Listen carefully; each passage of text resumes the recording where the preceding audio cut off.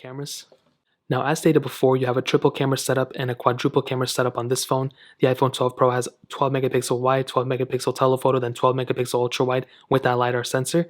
Where the OnePlus 8T has a 48 megapixel wide angle lens, 16 megapixel ultra wide sensor, 5 megapixel macro lens, then a 2 megapixel depth lens.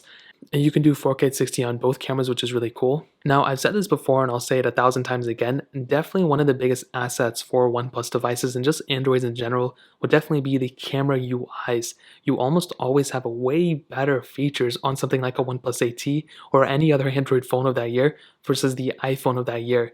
We pretty much have the same features built in that the previous version had, that the previous version had. It's just the same thing over and over again. The quality may get a little bit better, but it's like the same thing. And that's why I really like these phones, the OnePlus devices. You have so many more settings. You have Pro mode, which just enables so many different things.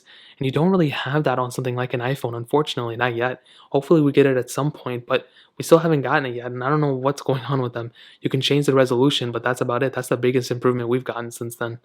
Now with the OnePlus 8T, again, I'll do a full, camera comparison if you guys want to see it. It has a great back camera, I think for the most part, but I think there's also a lot of gimmicks with this specific camera sensor as well. I mean, really the only functional camera on the back is that ultra-wide sensor.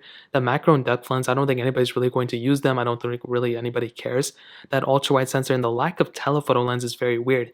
We have it on the OnePlus 8 Pro. We don't have it on this one, which is very weird. I don't know why OnePlus does that. They give us a feature, they take it away, and they've done that before. The OnePlus 6T or something had a telephoto lens, and now they only save it for the top tier phones. It doesn't make any sense, but this camera quality is actually not bad.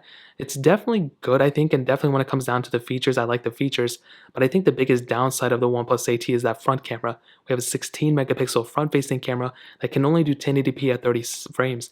And I think that's a big deal for a lot of people. I use the front camera probably more than I use the back camera, and that's a very strange thing what OnePlus did. I think if they switch over to 4K at 60 on the front, that'll make huge improvements. But as of right now, I think the iPhone 12 Pro probably has the better camera. Not only do you still get that ultra-wide sensor, but you also get that telephoto lens. So you can zoom in a lot, you can zoom out a lot. And even though it doesn't have as many features built into as the camera app as the OnePlus 8T, you still get a ton of smoothness. Every single photo video I take, it's just a seamless experience. There's not a lot of features built into this camera like I stated, but the quality is always predictable. It's always really, really good quality for the most part.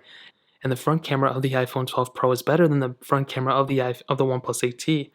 You're getting that 4K at 60 on the iPhone 12 Pro camera, which is really, really good. So definitely when it comes down to it, I'll definitely say the iPhone 12 Pro is the better camera sensor for sure. The OnePlus 8T is a little bit behind, but I can always do a full comparison if you guys want to see it.